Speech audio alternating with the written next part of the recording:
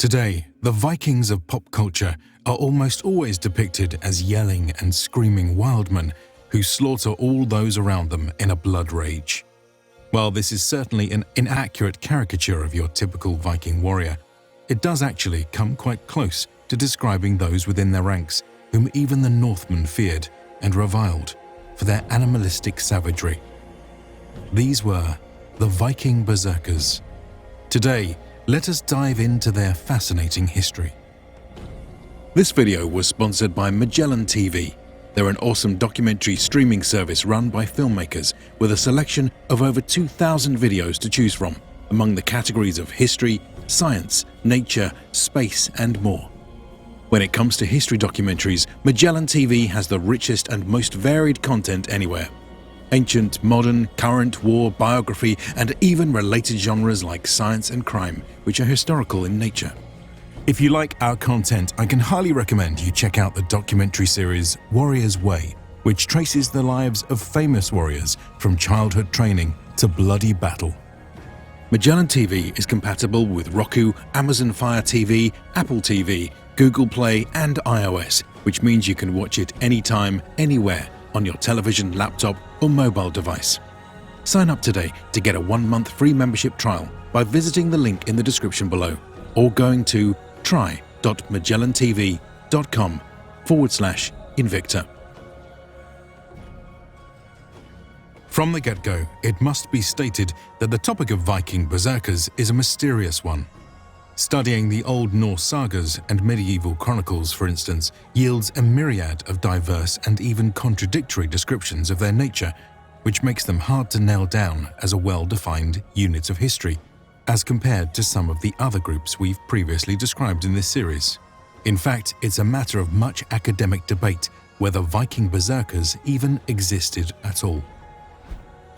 That being said, there are just too many mentions of Berserkers across the geographic and temporal history of medieval Scandinavia to assume that they were just made up out of whole cloth. Therefore, we will be doing our best in this episode to piece together an accurate reconstruction of who they really were. Our model of the Berserker will begin at the foundation of their identity with one of the most universally held notions about them, that they were animalistic. This is a quite common phenomenon that pops up across many human civilizations. It seems to have its origins in early religious ideas of animism, which hold that the line between the material and spiritual realms are blurred. In such a world where all things from humans to animals, plants, objects, and more can have spirits, it is often the case that these entities can become intertwined. Thus, throughout history, we see many cultures with ideas of human hybrids. In Europe, for instance, this might occur with a wolf, in Africa with a hyena, in Asia with a tiger, and in Central America with a jaguar. Shamans and other religious figures with a closer connection to the spiritual realm were often the ones to make such transformations. Thus, with the Berserkers, it seems that they were part of the ancient Norse tradition of human-animal hybrids. This manifests in many ways across the ancient sagas, where individuals can be seen transforming into eagles, ravens, wolves, and bears. Odin and other legendary figures from mythology are commonly described as shape-shifting, and we even hear of mortals doing the same after being gifted or cursed in some way. Such transformations grant the subject the physical traits of the creature in question, which can be quite helpful in overcoming challenges they might face. In addition, we also hear of supernatural advantages which accompanied a transformation, such as an invulnerability to normal weapons. In Egil's saga, for instance, a shapeshifter is only slain when his throat is ripped out. We've therefore seen the prevalence of the human-beast concept in Viking culture, but it's important to note that not all shapeshifters were berserkers. We are just dealing with a subset here. So, what were some of the other distinguishing qualities? Well, it seems that the second major characteristic of the berserker was their rage, known as the berserkergang. This fury occurred not only in battle but could also occur during hard work, as a result of some triggering event or for no apparent reason at all. The condition is said to have begun with shivering, the chattering of the teeth, a chill in the body, and a swelling of the face which changed color.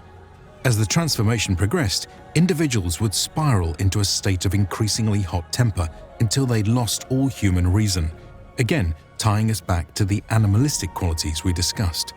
Berserkers might begin to yell, to howl, and to bite the edge of their shields. According to Hrolf's saga, a group of warriors fell into such a fury that they could not control themselves, but killed men or cattle, whatever came in their way, and did not take care of itself. While this fury lasted, they were afraid of nothing, but when it left them, they were so powerless that they did not have half their strength and were as feeble as if they had just come out of bed from a sickness. This fury lasted about 1 day. The blinding nature of the berserkergang was apparently so strong that according to Egil's saga, men even became threats to their own family members. It is this fact that leads us to one of the last major qualities that is broadly associated with berserkers: their rejection by the community. This was in response not simply to their violence, which might be lauded in certain contexts, but to the way it was directed indiscriminately at both friend and foe. The Vikings held dear to the heroic ethic which demanded honor, loyalty, and fidelity to one's friends. Crossing this line was a huge cultural sin. Even if a berserker wasn't guilty of such an act, the fact that they entered a state in which they very well might do so basically marked them out as social outcasts. Added to this are additional traits which made them generally unpleasant to be around. Many sources describe berserkers as hideously ugly, with the figures of trolls and the manners of boors. They might be tolerated within a king's retinue or army due to their military utility, but were always kept at arm's length. Most of the time, berserkers were out roaming the wilds or terrorizing communities. In fact, though they often get glorified today, they were actually the villains of many sagas against whom the heroes fought. So, to recap, the three main qualities of most berserkers are their association with animals, their enraged state, and their rejection by the community. Beyond these, one can find all sorts of variant berserker qualities when diving into our sources. So how do we package all this into a simple unit of history for discussion in our video? The real answer is that we can't. But if we take some historical liberties and force ourselves to do so, then we can perhaps present berserkers in two forms on the battlefield: as the individual duelist or as the member of a noble's retinue. When it comes to the equipment of a berserker, it's once again hard to pin things down with any uniformity. However, we can at least present a general idea based on the broad strokes from our sources and the translation of berserker as meaning bare of shirt. For defense, this meant going into battle with basically no clothes and no armor. Instead, they donned the skins of animals such as wolves or bears. This must have been an extremely intimidating sight. It was a clear sign of the warriors' supreme confidence in their abilities and disregard for their own safety. Perhaps, as some Germanic warriors were known to do, they may have even dyed or tattooed their bodies. Yet, they would not be completely without protection. A berserker would have also sported a shield. These were typically 90 centimeters wide circular discs made of wood planks with a central metal boss hand grip and a rimmed rawhide edge held in place by nails. Additional metal bands could also be installed perpendicular to the wood to improve a shield's structural integrity. The front might be covered in rawhide with additional patterning painted over the top. For offense, berserkers carried the usual mix of Viking weapons. The most basic would be a 2 to 3 meter spear. Some had long pointed heads for stabbing, while others had broad sweeping heads for slashing in the manner of a polearm. Both might sport metal wings which flared out to either side to help parry attacks or disarm an enemy. Another simple weapon would be the axe. These were one- or two-handed weapons with a single edge. Popular variants included the short bearded axe, which could be used to execute a flurry of quick blows or tear down an opponent's shield. Another version was the long, swept-blade Dane axe, which could deliver incredibly powerful blows. Yet while Viking axes could take many forms, this did not include the double-sided or dual-wielded variants commonly depicted in modern media. The last type of primary weapon wielded by berserkers was the sword. This would probably be their favored weapon, as swords were harder to produce and thus highly valued as a status symbol. A berserker might have been granted one in exchange for service, won one from a duel, or purchased one using the spoils from their victories. Most swords were one-handed, double-edged weapons. Blades were usually about 70 centimeter long pieces of pattern-welded iron with channels down the center containing inlays. These could be quite beautiful, but the true craftsmanship was built into the decorated hilt and pommel. Additional backup weapons might include smaller axes, single-edged swords, or daggers. This is the standard depiction of the berserker. However, I don't think that it's out of the question to imagine some of these troops bearing the heavy gear of their elite peers, especially if they were integrated into a ruler's retinue in battle. After all, the term berserker is sometimes translated as bear shirt rather than bear of shirt, which gives some wiggle room in terms of their depiction. Thus, one could speculate that a berserker might be seen sporting a mail vest or even some form of lamellar armor and a common spangenhelm, or spectacled Yermanbu helmet. To maintain their visual animal tires, perhaps skins might be worn over the top of this gear or integrated into their shield design. However, I won't go much further than this, as we have already traveled far enough down the road of conjecture when it comes to equipment. We can now discuss the training and tactics of a berserker. The first place to start is to ask, how did one even become a berserker? Our sources are not very helpful in this regard, with most attributing it to some supernatural source or overlooking an explanation altogether. However, some scholars have linked the berserkers to members of the cult of Odin and to the wider practice of Germanic warrior societies. New members wishing to join would likely have been put through ritual practices and initiation rites. Details are sparse, but some sagas mention that this involved defeating a fearsome adversary. Grettir's saga tells of a warrior descending into a bear den and emerging with its paw as a token of victory, while archaeology reveals artwork depicting men grappling with one or more bear-like creatures. Sometimes, however, the initiation rite was more symbolic, as in Hrolf's saga, where a protege merely attacks a hung dragon skin before witnesses as a means to join their ranks. Other rites may have resembled the Gothic dance practiced by the Varangian Guard, where figures leapt about with animal costumes, weapons, and ornaments. Now, assuming that one had become a berserker, how did they train? Unfortunately, we know little about this either. Generally speaking, though, elite Scandinavian troops performed activities to build their strength, stamina, and dexterity. This might involve carrying logs, throwing stones, running, swimming, and shoving one another with shields. Basic unit drills would practice the defensive shield wall or offensive wedge, but the greatest source of training was actual combat, either through duels or through battle. Berserkers would have racked up a lot of experience as a consequence of their supposed bloodlust. For instance, if they served in a Jarl's retinue, then they would have been placed in the front lines any time the men deployed for war.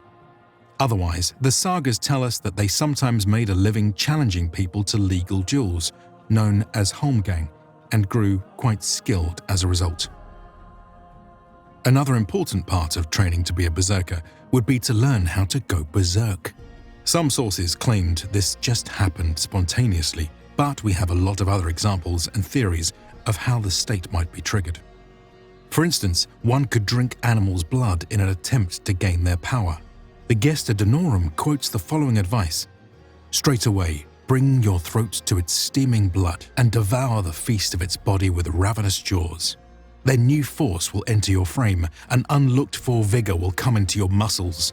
Accumulation of solid strength soak through every sinew." Others have pointed to the idea that intoxicants were used. This might simply involve alcohol, or it could involve the use of more potent hallucinogenic substances such as the Amanita muscaria mushroom. Yet more theories point towards exhaustion rituals, religious ecstasy, and even PTSD. In the end, we can't know for sure. So how would these new rage-ready berserkers be used in battle? Again, it's hard to say as we have very few details on Viking warfare overall. Generally speaking though, battle would begin with an opening stage of posturing as both sides took up each other's measure. In Germanic culture, this has traditionally involved the banging of weapons on shields and group chants. One can imagine that berserkers may have played a part in this psychological part of battle by psyching themselves up before the enemy in a display that would evoke a fear already planted within the hearts of warriors by their sagas. The next part of battle would involve an exchange of missiles from a distance, with everything from stones to javelins and arrows. In this aspect, one can't imagine the shirtless berserkers faring too well up in the thick of things. But then again, perhaps wading out into the rain of projectiles was just a further way for them to show their bravery and ferocity. In any case, if up until this point neither army had withdrawn, then the forces would approach for a clash of arms. This is the moment that the berserkers lived for. They likely would have been positioned near the front of the army and been stationed close to or within the leader's retinue of herdmen and more professional troops. These would be the ones meant to take the brunt of the fighting and dish out the most damage. Berserkers probably would have served as shock troops who helped break the enemy line through either physical force or terror. If their blood rage is to be believed, then once past the shield wall, they would have carved a bloody swathe through the retreating foe. At least that's a tentative model of how Viking berserkers were used tactically in battle. Let's now cover their service history to provide some more concrete examples. A complete narrative is not possible to analyze, but at least we can string together a few key moments to paint a general picture. For instance, one of the earliest records of berserkers in battle is recounted in Hrolf Kraki's saga. Here we learn about the story of the semi-legendary Danish king, who is supposed to have ruled around the 6th century AD. He had succeeded to the throne following the death of his father at the hands of the Swedish king, against whom he pledged vengeance. To that end, Hrolf assembled a team of 12 great berserkers and led them on an expedition to exact retribution. The story tells of an epic battle in the Swedish king's great hall, involving pit traps, fires, and hidden warriors. Ultimately, the Danish squad proved victorious, but could not prevent their target from fleeing. Several years later, Hrolf and his champions were beset by another challenge. The king's half-sister and her husband had plotted against him. The two raised an army in secret, bringing them to a midwinter celebration in Lyra in apparent peace, but with wagons filled with hidden weapons. A confused fight soon broke out and threatened to destroy the surprised Danes. The famous poem Bjarkamal tells of how a sleeping berserker by the name of Bjarki had sent out his spirit in the form of a monstrous bear to aid in the conflict. This he had apparently done many times before and is described as follows. Men saw that a great bear went before King Hrolf's men, keeping always near the king. He slew more men with his forepaws than any of the king's champions. Blades and weapons glanced off him, and he brought down both men and horses in King Hjorvard's forces, and everything which came in his path he crushed to death with his teeth, so that panic and terror swept through King Hjorvard's army. Unfortunately, however, Hrolf's sleeping berserkers were roused to aid in the battle, which broke Bjarki's trance. This well-intended action ultimately doomed the army and all the berserkers who were slain after a long, brutal fight. Another famous example of berserkers in battle can be found within the king's sagas about Harald Fairhair. These trace his struggles in the late 9th century AD to unify and rule Norway for the first time in history. It seems part of his ambitious plans involved using berserkers as shock troops, One of the old Norse poems speaks of them in the following passage. I'll ask of the berserks, you tasters of blood, those intrepid heroes, how they treated those who wade out into battle. Wolf-skinned they are called. In battle they bear bloody shields. Red with blood are their spears when they come to fight. They form a closed group. The prince in his wisdom puts trust in such men who hack through enemy shields. They developed quite the reputation and feature prominently in the climax of Harald's campaign at the famed naval engagement of Hafrsfjord. Snorri Sturluson paints a vivid picture.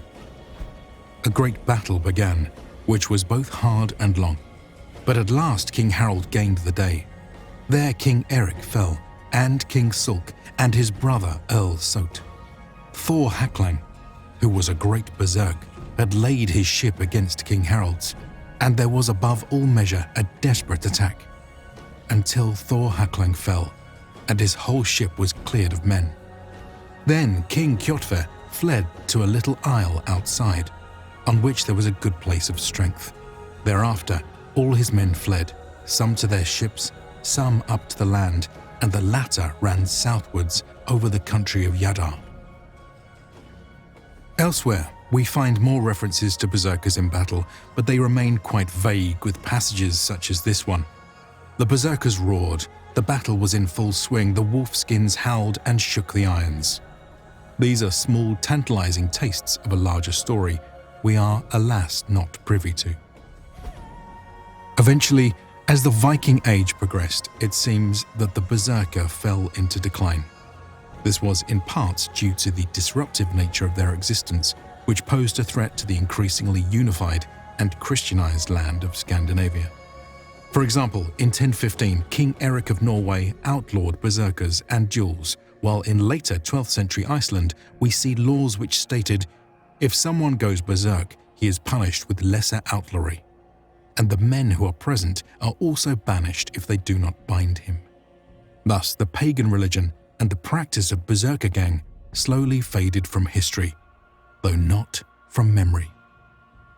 We hope you've appreciated this deep dive into the history of the Viking Berserker.